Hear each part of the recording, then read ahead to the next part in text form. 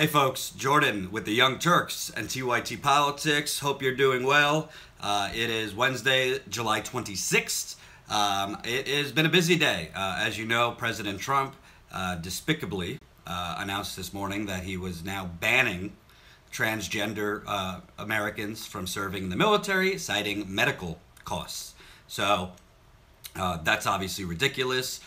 Literally, there's only 6,000 over 6,000 men and women, transgender Americans that serve in the United States military, and he is banning them, citing the medical costs attributed to their treatment or special medical attention or surgeries that transgender people need.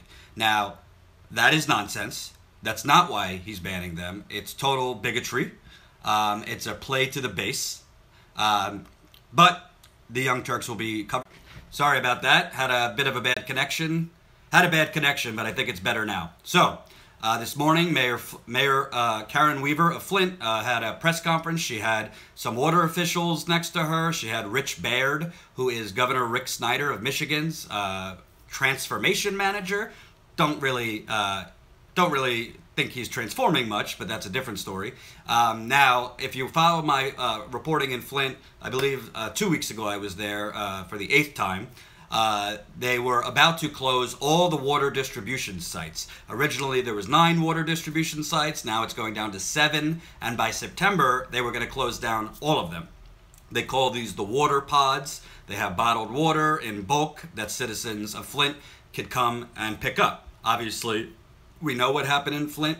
A lot of residents cannot afford bottled water. A lot of residents, frankly, don't even have cars to go get down to these water distribution sites. So it's been a big concern that you're going to shut down all these water distribution sites. What is a city with 42% poverty, which I think is low, I think it's more than that, what are they supposed to do?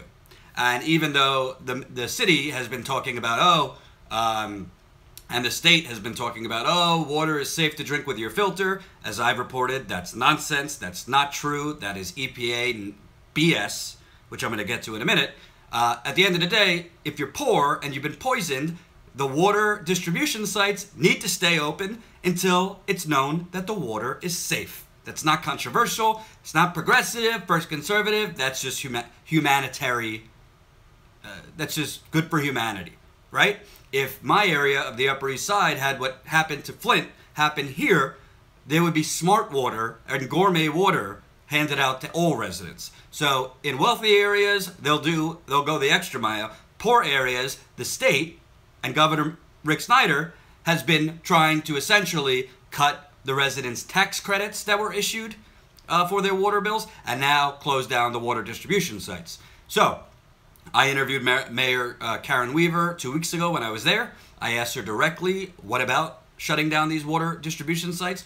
She was very much against them shutting down the water distribution sites, but she's not in control of the water distribution sites. That is the state. And as we talked about in our interview, the mayor of Flint has no real power. The city of Flint is still under control of the state of Michigan.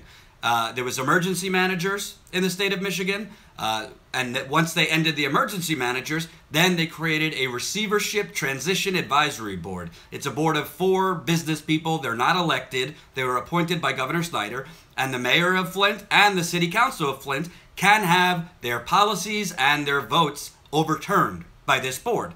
So essentially what that means, folks, the governor is the mayor of Flint. The governor runs Flint through his proxy, which is that receivership transition advisory board. And share this video. So the mayor announced that 4 of these water distribution sites will be left open indefinitely.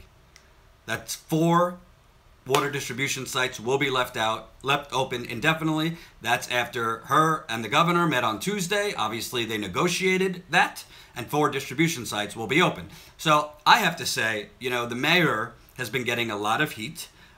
There's been a recall position that now has gotten enough signatures to recall Mayor Karen Weaver.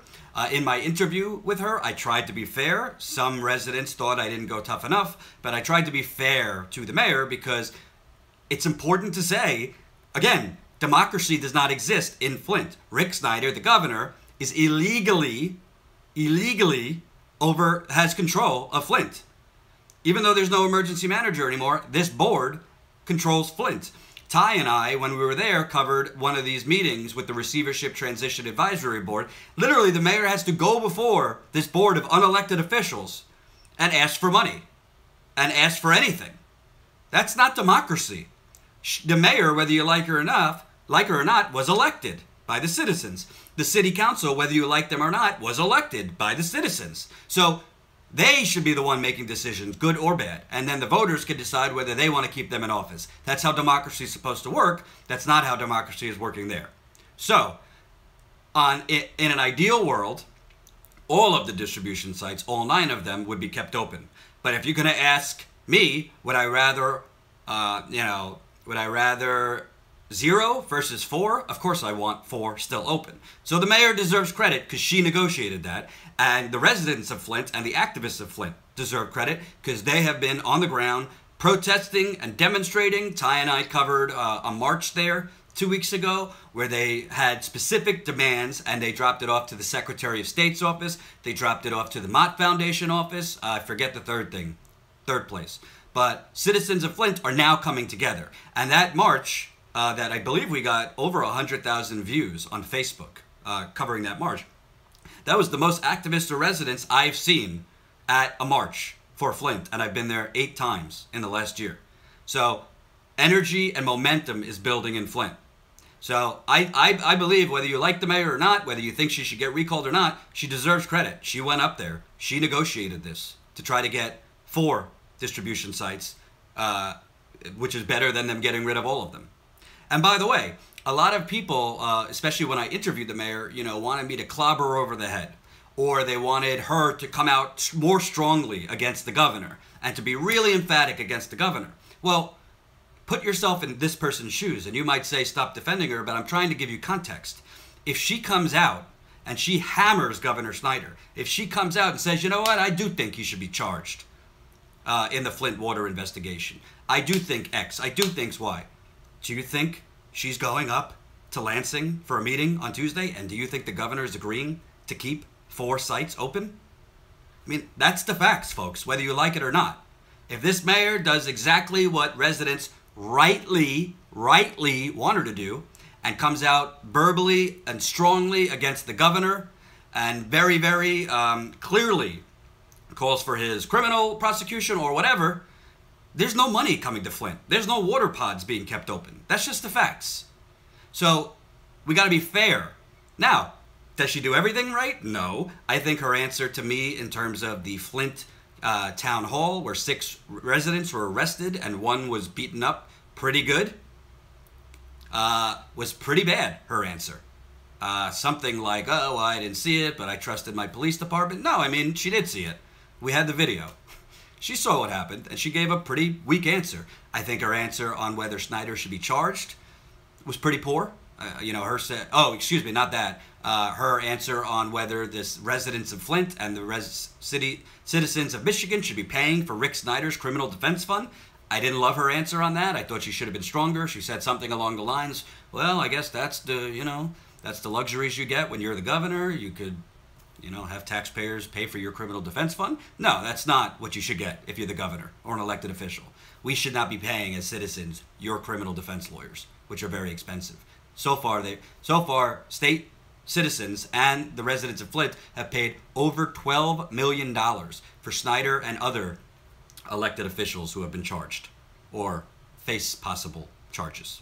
That ain't right, period. And she should have said that. But in this point, in this context, I mean, the Tooth Fairy didn't go up to visit the governor, and the governor didn't agree to keep 4 of these water distribution sites open, negotiating with the Tooth Fairy. It was the mayor. So you got to be fair to Karen Weaver in that context. But there's other things that were said in this meeting that I think are bullshit. So I want to tell you what else was said. I'm going to flip this around, gangster style. Hold on. Here we go, folks. Stay with me.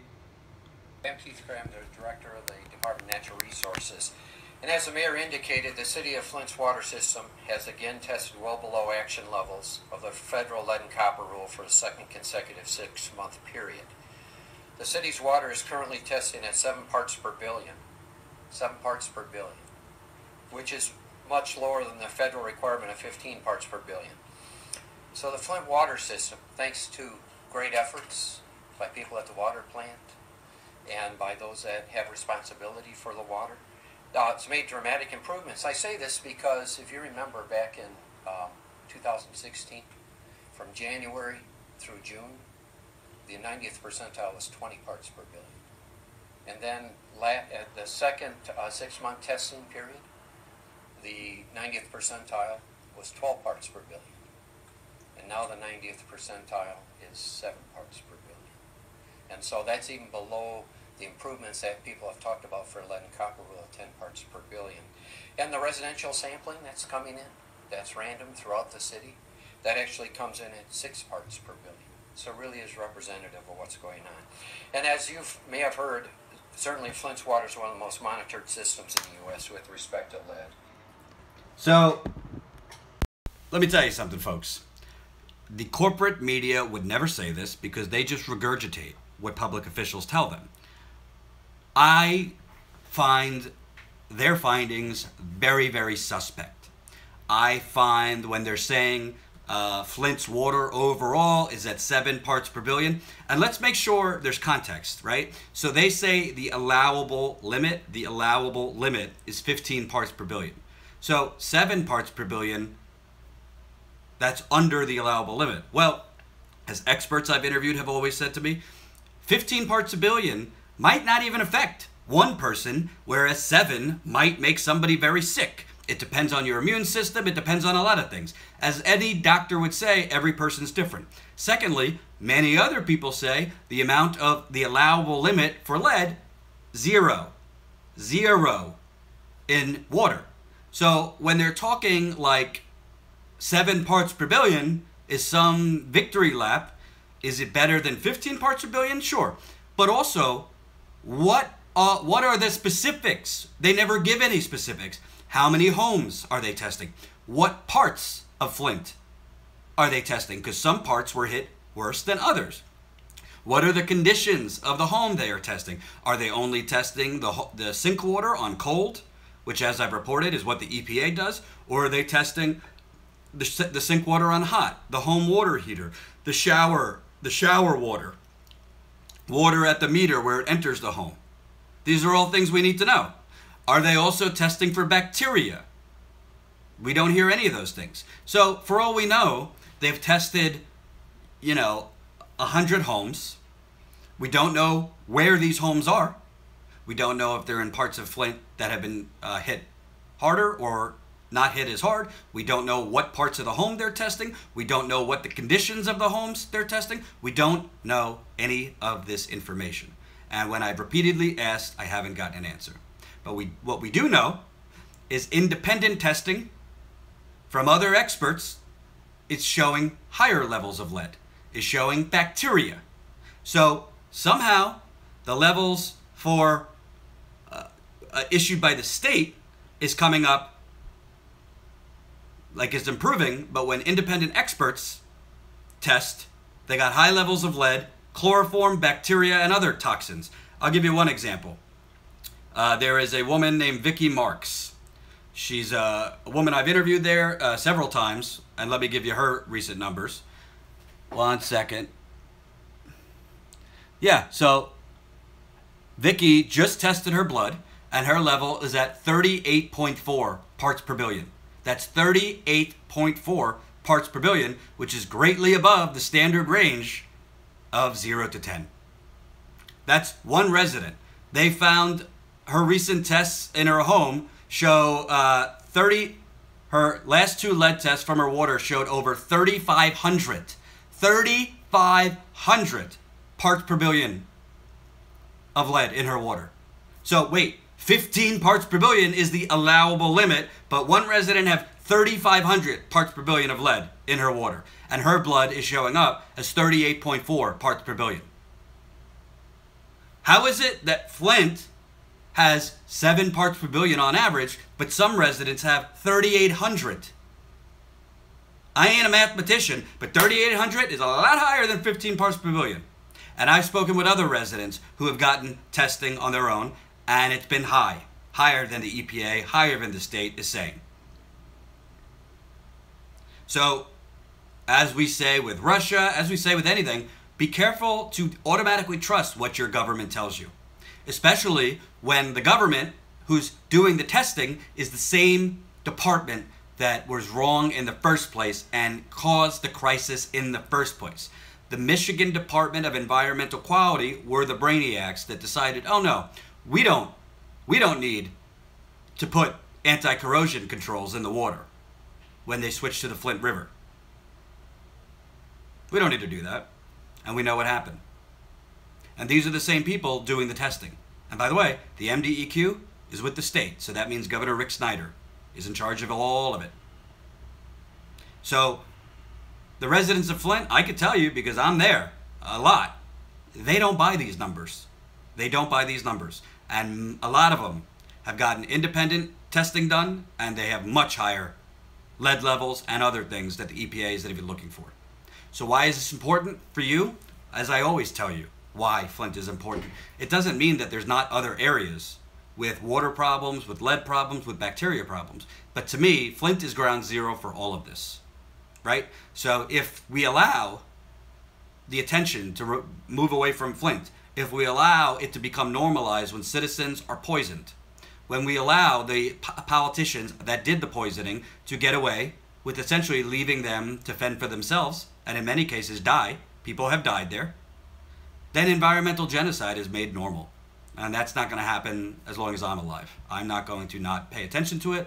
I'm going to continue focusing on it. Some people don't like that. I don't know what to tell you. Don't know what to tell you. If you don't like it, go somewhere else. But if you were Flint or you lived in Flint, trust me, I think you'd want reporting on your crisis, which is still a crisis, 3.5 years later. You'd still want it. And you demand it. And unfortunately, the local media there, not doing so much. So that's the story, folks. Four of these sites will remain open. And they say the lead levels are now down to 7 parts per billion. As I said, I find that suspect. I'll continue reporting on this. You can follow my reporting at Jordan Chariton, at Jordan Chariton on Twitter. You can like me on Facebook. Jordan Chariton's my public fan page. And if you want, Chapter 2 of my book, Corporate Con Job, is out. That's corporateconjob.com, corporateconjob.com. It's about how the corporate media welfare complex delivered President Trump. Thanks.